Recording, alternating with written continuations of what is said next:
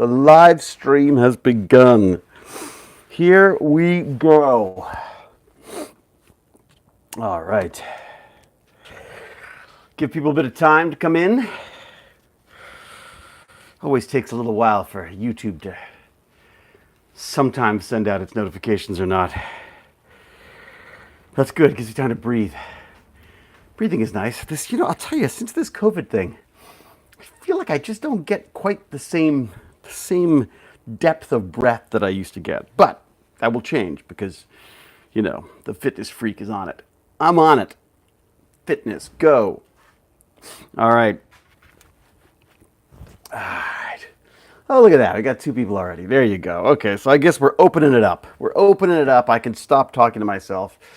Hello, Rebel Time Lady. Hello, Ananda. Hello, Amy. Hello, Laura. Look at everybody. Good afternoon. Hope your day's going well. It is slow. Timmins.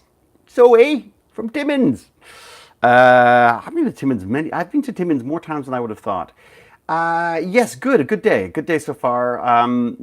Slow start. My son's tummy was bothering him, so he couldn't go to school today. So that sort of slowed things down a bit, but it's kind of lovely. Honestly, having the kid home, I don't care if he's sick or not. It's just fun. Took the dog out for a crazy long walk, got a bunch of work done. I have got an email of awesomeness to put out, so I've got a ton of research that I've got to write up, and I really wanted to get a burn alert in before I talk to Gimpy G, Lance Carr. Oh my God, look at the steam coming off my head. This is ridiculous. This is how freaking cold my garage is. But anyways, so I'm really looking forward to talking to Lance today. He has decided that the name of our podcast should be Damn Dirty Abes, because, we started referring to able-bodied people as Abes.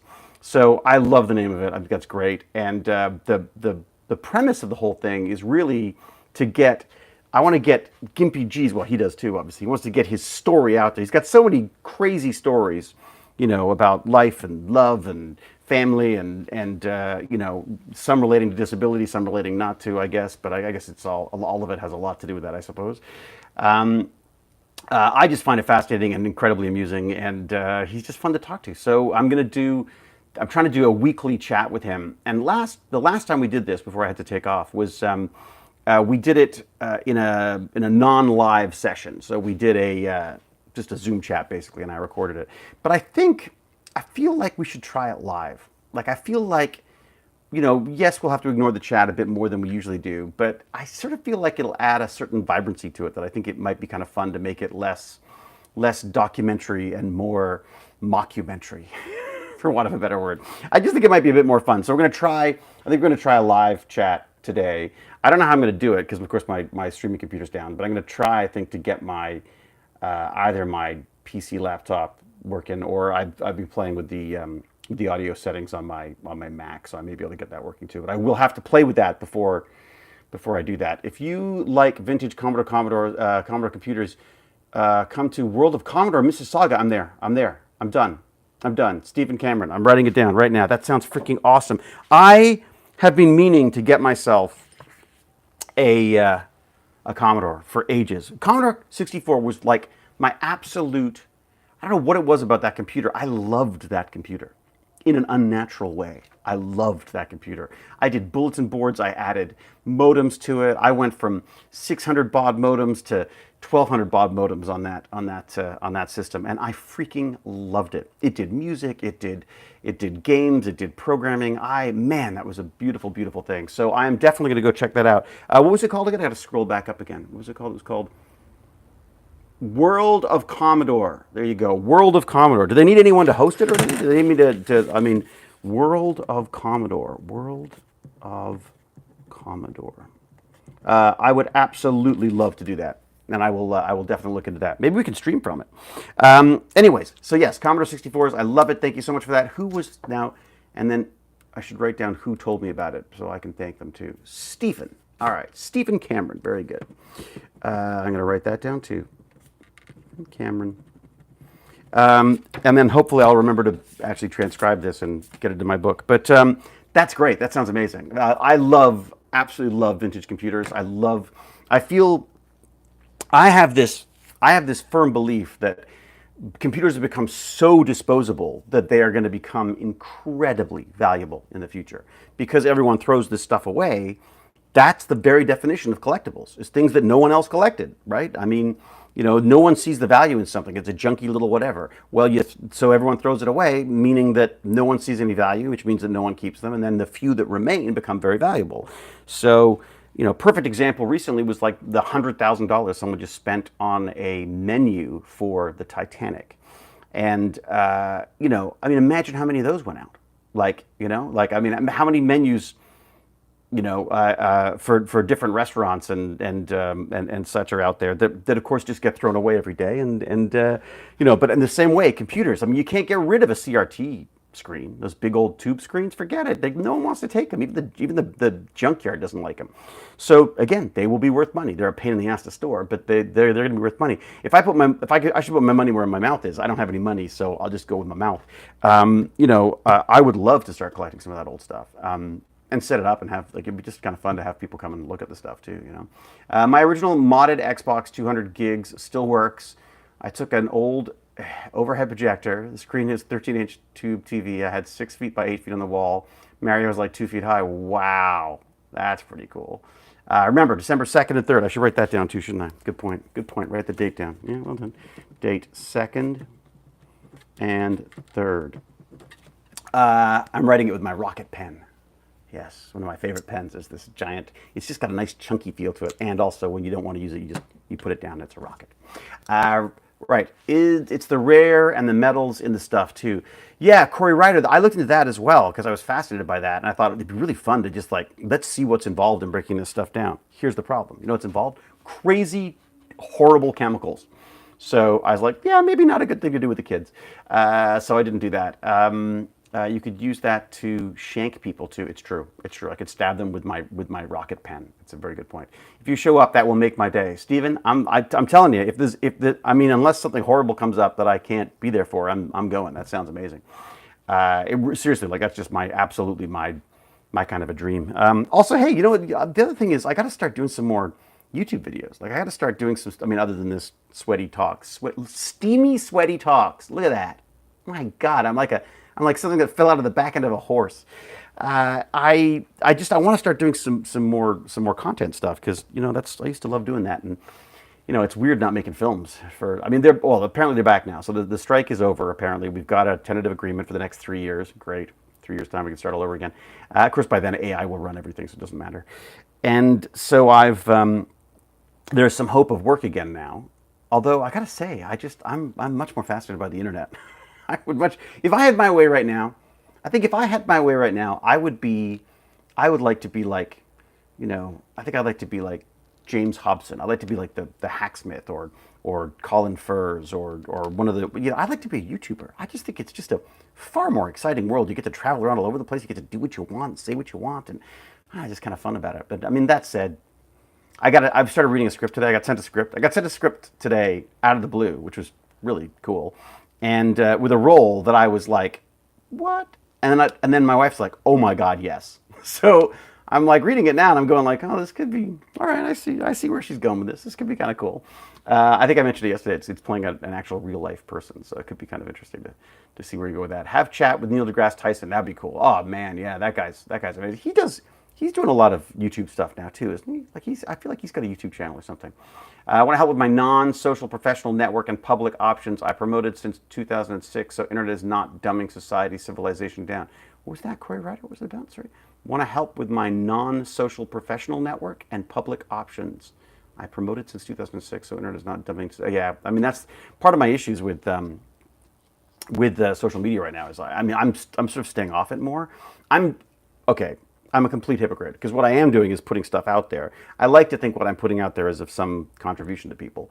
YouTube is really tough to make a successful living off, sadly. Yeah, no, I get it, Rebel.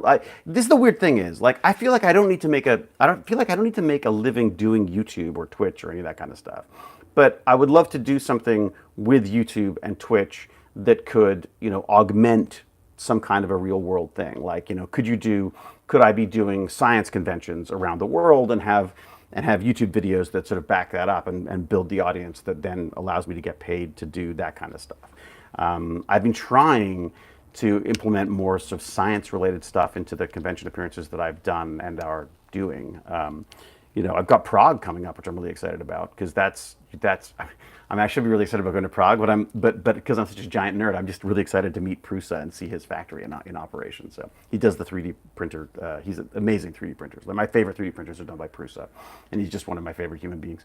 I only had a Radio Shack Tandy. Oh, really?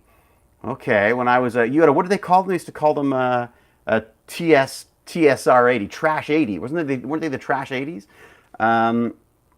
When I was younger, I had a friend with a C64 that I envied. This is the thing, though. I always had friends who had better computers than me. Like the C64, I got like as a hand-me-down from my dad. My dad was running his office. My dad was running his doctor's office off a Commodore 64 long before anything was computerized. And I wish I had expressed more of an interest in it because we used to play with software and basic programming and stuff. I used to do that all the time. He used to play with WordPerfect and automate all this stuff. He still to this day does amazing. He's very good at sort of drilling things down to a very simple, useful application of these sophisticated systems. Like people get all wrapped up in all these different notes, like me. I get all wrapped up in, look at this new notes program. Oh, I'm learning a new markup language. Oh, I've got a new system that I can scan and use AI and blah, blah, blah. He's just like, he's got text notes and he can find stuff so much faster than I can. What else we got? Neil have Starlink. He's great. We can understand things that are harder and he explains very well. Neil deGrasse Tyson, Star Talk. That's right. I recently watched Cosmos with Neil deGrasse Tyson. Yeah, it's good, isn't it? He did a good job of that too. Professional network is supposed to be commerce, science, and more type thing than they were like, well, we will just use Facebook and look how that's going. Yeah, exactly. Yeah. Trash 80, that's right, Neil Cameron. TRS 80, they used to call it the Trash 80. C64 was the best. I don't know. I really wanted Amiga. I really wanted the Amiga because the Amiga and the video toaster, because they had the whole, you could do visual effects, man. It was amazing. I think Will Wheaton was into that stuff as well back in the day. Have you watched Tech Ingredients? Based in Canada too, big eggheads they are. Really? Tech Ingredients. All right, I'll write that down too. Tech Ingredients. Tech Ingredients. Ingredients. I like big tech heads. Steve-O made Donut Face many times. Okay, I'll take your word for that, Corey. I caught you live today. Love the burning and the learning. Oh, thank you, Chris. I'm glad you could join us for a change. I'm amazed that anyone shows up to these things. I am absolutely. What do we got? We've got 30 people here. I cannot believe want to watch me steaming, sweaty hot after an exercise. I should tell you what this is about, as I forget to do every time. Because I want to leave a bit of time before I start, because it seems like it takes longer and longer these days for the stream to sort of hit people and them to start showing up. So I tend to forget to do my little preamble. But basically, this is a burn and learn. This is my attempt to stay fit and healthy. Fit and healthy, that's the same thing. Fit and alive. To stay fit and alive for my golden years, so that I can share my golden years with my fabulous, brilliant, beautiful wife Jane and my wonderful son Sebastian, and the dog that I really would rather not have, but is kind of sweet sometimes and is lying like a giant puddle in the backyard right now. We need Makey and Stargate back. Oh, McKay. Yeah, McKay would be good too. Yeah, I agree, Corey. I'm with you on that. I've been so tempted by the Siren Song of videos about the ZX Spectrum. It's interesting. The ZX Spectrum, I own one of those. I have one of those I shouldn't say that. Jane owns one. It was her father's. And I would not let her throw it out. Because I was like, no, baby. I used to dream about that Spectrum. The Sinclair, my God, I read every article on it. I learned how to program from magazine articles on, because I was thinking one day I'm going to have this ZX, the ZX Sinclair, and well, now I do, and of course it's in a box upstairs, and I have no idea. I'm sure I have to do a whole bunch of cable things to make it work on the new televisions. But consistency is key for exercise. Thank you, Mittens. It's true. Well, that's kind of my thing here. I want to get into a routine. If I can do this for a few weeks, I think I will start missing it if I don't do it. Although, credit to myself here, because I'm amazing. Was that Sunday, I wasn't going to exercise. I was going to take Saturday and Sunday off, but Sunday I was like, you know what? I had a day off. I really feel like I need to do something today. So I did a burn and learn on Sunday yesterday as well. So that's good. But my minimum burn and learns are Monday to Friday. That's the plan. I'm not going to go crazy on the amount of time I'm doing. I'm trying to stick to like half an hour, and maybe I'll up the tension on it or whatever on the torture device. There she is right there, my baby. My baby. weirdly, I both hate it and love it. That little machine. It's not a little machine; it's a huge machine, and I got to get a new one at some point because I'm sure this. It'd be really fun to be able to track stuff and have like a Bluetooth connection and all those sort of stuff, and maybe even have a screen on it or something. But right now, you know what? That's done me for almost 20 years. I am weirdly old-fashioned about these things, and I just don't see the point in spending the money. You should see my house, man. Got an 1800s wedding dress made with whalebone and more. They were also rock hounds. Should see the jade. Right, forgot your email to send the Newfoundland pictures too. Oh, Newfoundland. Oh, fantastic. Rock hounds. I like that term. So what's you like? You like looking for rocks and geology and all that kind of stuff. Rock hounds. I like that. Very good. That's a channel right there. Certifiably dat boy, Doctor. Hi, Doc. Well, hello back to you, certifiably dat boy. What else we got? I'm proud of me. LP is proud of me. Thank you very much. It's entirely selfish. I'm forcing you to listen to me so that I can guilt myself into doing this on a daily basis because, the more people who are, I've now got 36 people who will guilt the crap out of me if I don't exercise tomorrow. So it's kind of nice to have that in your head. You're going like, oh my God, they're going to really, it's the reason why people have trainers, right? You guys are my trainer. That's what it is.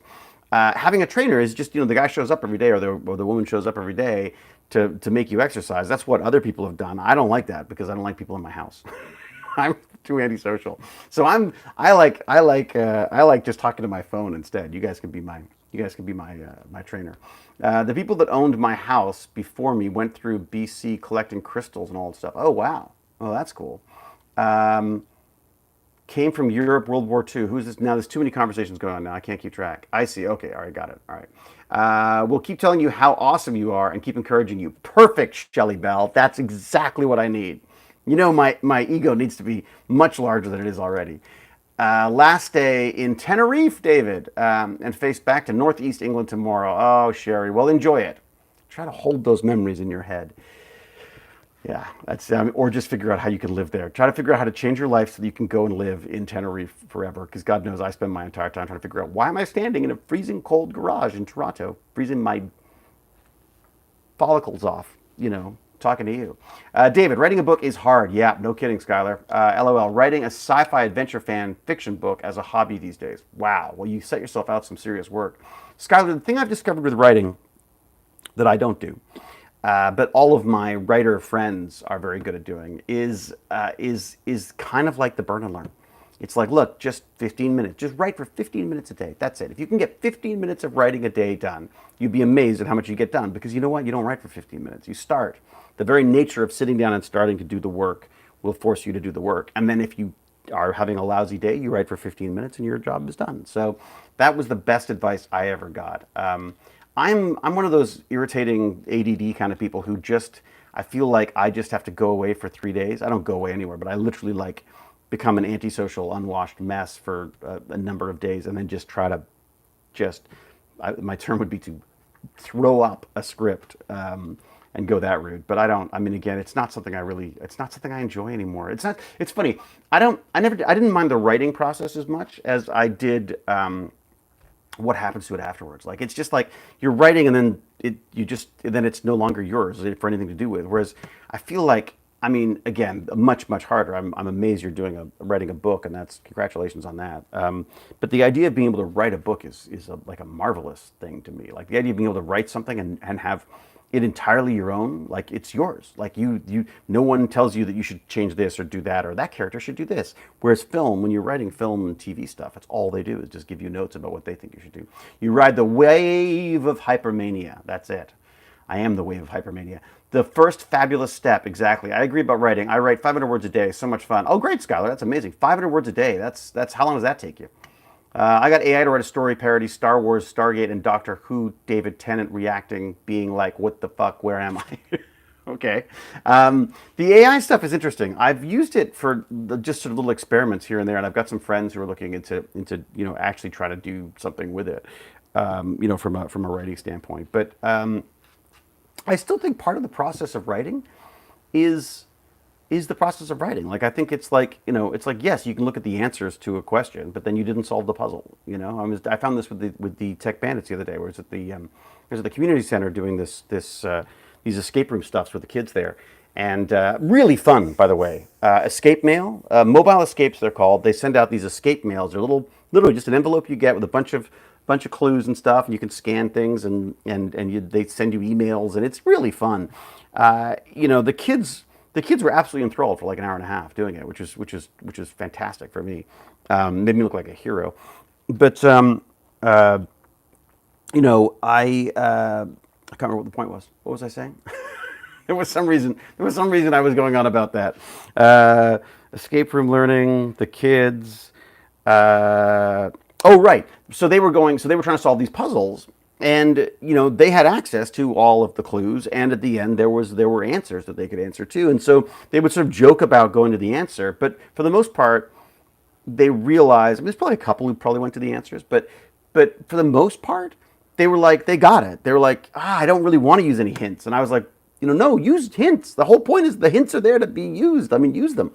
And it's when you have to go to the answer, then you've quote unquote you failed. Or as I said to some of the kids who were really struggling, I just said like, well, so you're learning how to do escape rooms. Like, so this is your but I've done them before. I was like, yeah, you haven't done this one before. It's the whole point. Every escape room is a different experience, and the more you do, the more you're going to pick up little things as you go along. Anyways, they seemed really quite enthused about it, and Baz has evil plans to do some battle bots next time. So I've got to come up with a bunch of affordable remote control robotic platforms. I don't know. I gotta do some research on this. If anyone's got any advice, please feel free. davidihewlett@gmail.com. Sign up for, by the way, go to techbandits.org and sign up for my email of awesomeness. You'll hear all about this too. That's techbandits.org. Sign up for the email. That's my attempt of getting off social media as well. I just found that an email is just so much nicer. I could send an email, I could talk to people, people will reply. It's wonderful. So I highly recommend you sign up for that, because eventually I'm going to turn into a complete recluse and just drop all my social media, I'm sure. But yeah, his idea, which I think is great, is to have just a basic robotic system that can be that can be added onto with a hot glue gun and some cardboard and stuff, and just have them come up with ideas, within the span of an hour. Like, let's say it's an hour and a half session. We do like an hour of building. So they take these platforms, and then they stick the various different weapons that they want on it, and then they battle in the last half hour, that kind of stuff. So I thought that would be kind of fun. Can you publish your workout stats here too? We need at least see your goals and current numbers so we can motivate you. Chris J, looking for data. I guess that's another reason why I should look at that. Yeah, I'll have to see what exactly it is. Basically, right now I'm doing 15 minutes backwards, which I call the Jagger, because Mick Jagger apparently walks backwards to get his fabulous, Rolling Stone bottom. And so I go Jagger backwards, and then I do 15 minutes forward. I do tension of 4 going backwards, tension of 5 going forward, and as I say, 15 minutes, 15 minutes. That's it. As pathetic as that sounds, that is where I'm at right now. Maybe I'll extend that a little bit. If it gets too easy, but if it gets easy, I just jack up the tension a little bit. Although I'm not really interested in building any mass. God knows I've got enough mass already. So my hope is to keep it sort of more aerobic and low impact, long duration, and not trying to sort of jack myself up or anything. I tell my son, if you don't make a mistake, you won't learn. Well, that's it. I've said this to the Tech Bandits before. I was like, oh man, it worked. We didn't learn anything. Like, I think it's actually disappointing if things don't work. Huge fan of your career, David. I really enjoyed the character you played on C and, of course, Stargate. Oh, thanks very much. Master of Snatch. That's very kind of you. C was a lot of fun. Damien actually adores me. Wow. Thanks, Damien. Janelle, hello, David. Hello to you, Janelle. Mittens says, if you do that for 1 year straight, I guarantee you'll be addicted and super fit. Yeah, Mittens, it's funny. I did a long period of tracking calories and exercising. So I would exercise purely so that I have more calories so I could eat more. And I did that for probably almost a year and then fell off the wagon. But, I really would like it to be just a regular part of my life. It's really good. What I like about this too is this adds, I feel like this adds a little bit of a little bit more fun. Well, that's a lot more fun to me because I look forward to chatting with you after this. Not just because it means the torture is over, but also because it's just this is like I reward myself by getting to go online and actually chat with you. And I can't chat with you for too long because I realize I've got to go and not got to, but I would like to go and do a live stream with young Lance Carr if I can. I can't gain fat. I have had less fat than Olympians, less than 1%. Jesus, Corey, I hate you. Seeing my childhood hero be a regular human is so wholesome. Oh boy. Yes, never meet your hero. It's always very disappointing. I know all about falling off the wagon with exercise. That's my specialty. Is failing to exercise is definitely my specialty when it comes to these things. Yeah. So the plan today, yes, is to talk to Lance. Probably like an hour or so, just chat about. I'm not sure exactly what we're going to talk about this time. I'd like him to walk through. I have to ask him about this, but I think it'd be kind of fun to just have him walk through what his life is like, not his entire life, but I mean, what a day in his life is like, so we can get a sense of where he's at now, and then we can sort of compare that to what he talks about, the things that have happened in the past as well. So, good evening, all of you swell, super hip, and awesome, groovy, beautiful people. That's a good start, funeral host. How has you been? Awesome to catch you live. Been offline, moving for a bit. Oh well, welcome, the funeral host. I'm amazed at how cheery the funeral host sounds, but welcome. I'm very glad you could join us. Did you get much farther in your current book, David? Yes. Oh, good point, Rebel Time Lady. The learn part of the Burn and Learn. Yes. So I'm back on Gordon Carrera's Cyber Spies. There's a couple of really interesting things that I learned from the book today. So that's the book that I'm listening to while I do the torture device behind me. And something that came up that I thought was fascinating. I've heard of it before. I'm not sure if I've heard of it in this regard before, but talk a thing about called digital exhaust. Not the steam rising off my head because I've been exercising, but that everyone who uses the internet and electronics of any sort leaves like what they call this digital exhaust, this kind of this use pattern of how they will use websites, how they visit websites, what they do when they get to the websites, the movement of mice, the movement of maybe eyes if they can track that kind of stuff. You know, how you type in a URL, maybe you always get something spelt wrong. You know that, and they talk about using this digital exhaust to create a digital fingerprint, which then AI is now able, or could be able, to pull out of the noise, right? Because for the NSA and these government organizations that are trying to sort of stop terrorism or spy on their population, depending on how you look at it, they want to be able to pull out the signatures of specific people, and if you are going out of your way to stop people from tracking you, obviously you're going to do things to make that more difficult. But it's possible you might not be able to change the way you use a mouse or these patterns that one gets into. We have a tendency to fall into patterns. So you create this digital signature, which AI can then look at this massive fire hose of information that they're tracking and be able to go like, oh, there's a pattern. There's a pattern that matches that. Is that them? Oh, that's them. Look at that. They've got a different phone number or whatever now. So really interesting approach to the way that's working. They're now talking about whistleblowers. So they just got into the whistleblowers. We're talking about Assange. It's not Assange. It's the kid who was before that. And I for some reason I'm blanking on his name because I'm hungry. Someone will get it for me, I'm sure. Any moment now it'll pop up in the chat. Make America Great Again, all spelt incorrectly. Well done, Louise. What do you mean by great again? Do you mean like back when it was good to be, when it was only really good to be an old white guy, straight old white guy? Is that the time we're looking forward to, the great again, or are we looking for something else? How far back are we going to make America great again? Because I didn't, I feel like I prefer more to progress forward than to go back myself. But I'm sure we all have different opinions on these things. So like they have cameras that can recognize you by walking gait. This tracks your online walking gait, as it were. Yeah, that makes sense. I mean, I think we were talking about the Xbox the other day, about how people were worried the Xbox was spying on you because the Kinect could track your movement. Well, I mean, we all have definitely signatures in the way we move. So the idea of being able to put together a digital dossier that covers all of this stuff is kind of fascinating. I mean, terrifying and fascinating at the same time. Did we get a name of the who it was? It wasn't Julius Assange. It was someone else. Anyone got the name? Traders. They're called traders. Is that right, Debbie and Robbie? Is that how you look at it? It's a tough one. It's a tough one because what do you do? You've got. I mean, in this case, I think it was. God, I wish I could remember the guy's name. This is so awful. I think. I think. I think they became a she. Is that right? Is it Chelsea Handler now or whatever her name is? Um, anyways, the point was that I think it would be easier if we could label them traitors. I think it'd be easier if you could just say like, oh, they were obviously they were spying for another country or something. But this seems like they were truly worried about the way this was going. Now, whether they did the right thing by exposing this all, I think is obviously questionable, and I don't know the answer. But I just think it's, you know, is is that they felt forced into activity. They felt like they had to do something about this stuff. And then it sounds like, yeah, it was Chelsea Manning. That's it. Oh, Snowden. Yeah. Do I mean Snowden? I think I mean Snowden.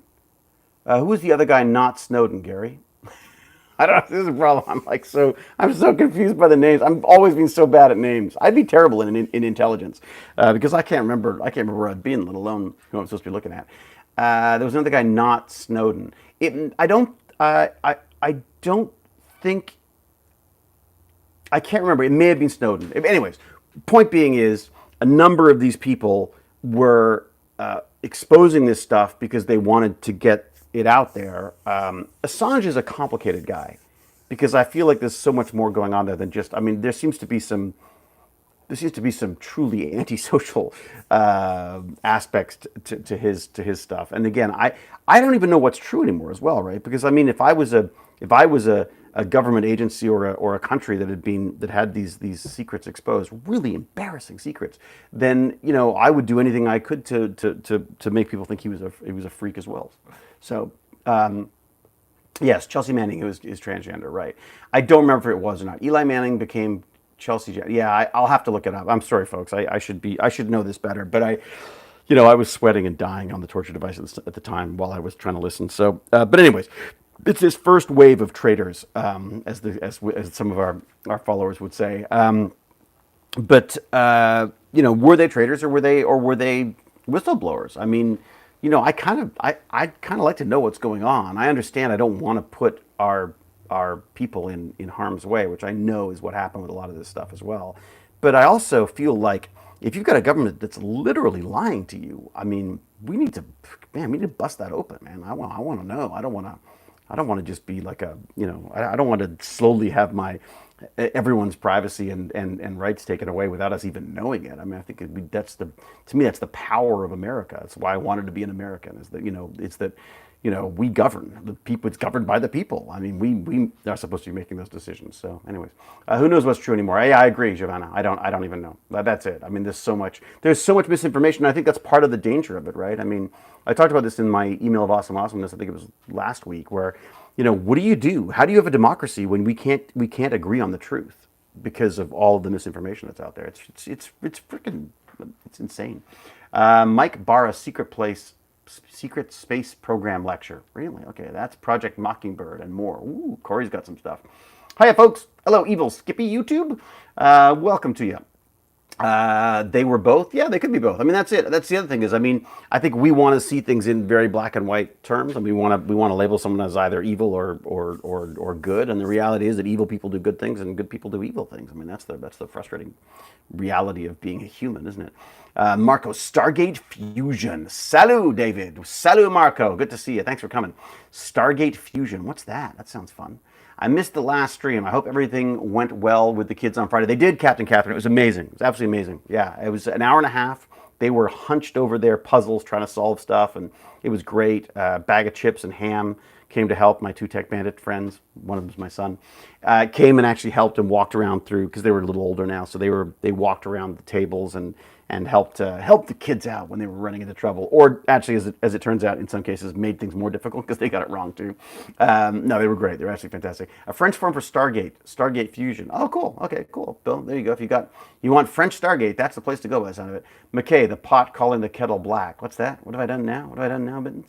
Hello, David, says Lotus, and hello to you, Lotus. Oh, well, I'm so glad. Oh, good. Yeah, Captain Catherine, it was amazing. It was absolutely amazing. I really think we're onto something with this escape room stuff. It's not like it hasn't been done before. Like, escape room learning has been done in school before. I just haven't seen a lot of people actually using the kids to create the escape room. And that's where I think the creativity really comes in. I think there's something about just providing kids with puzzles to solve and everything. I think that's great and all. But the reality is we want them to be able to be more active, right? We want them to be able to create their own stuff. And this just seems a great way of fusing together all these different disparate skills. Like, you got some people who want to be actors. They want to be loud and obnoxious. Great. Put them in front of the audience.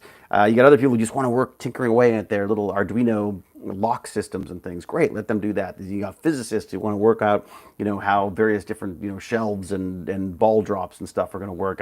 I feel like there's a place for everyone, and it's a great opportunity for people with very different interests and focuses to sort of come together to create one cohesive escape room like project. So I really like the sound of that.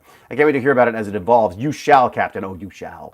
Fuse that with how I want to revamp arcades with Diamond Hands Theater and gaming entertainment. Jesus, Corey's on a whole thing now. A voice cries out. I hope everyone is having a brilliant day. Well, thank you, a voice cries out. What a wonderful sentiment to have. I feel like I get smarter every time I listen to David. Oh boy. Wow, I apologize. Sorry, things are looking bad.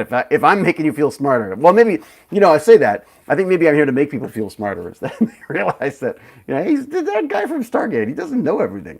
I don't know anything. It's great. It's fabulous. It's wonderful not knowing anything because it means that every morning I can wake up and learn something. And I think that is a real joy I have. Baked zucchini bread and banana bread. Two of my favorite breads, I've got to say. I mean, I like bread in general of any sort, but zucchini bread, surprisingly, I love it.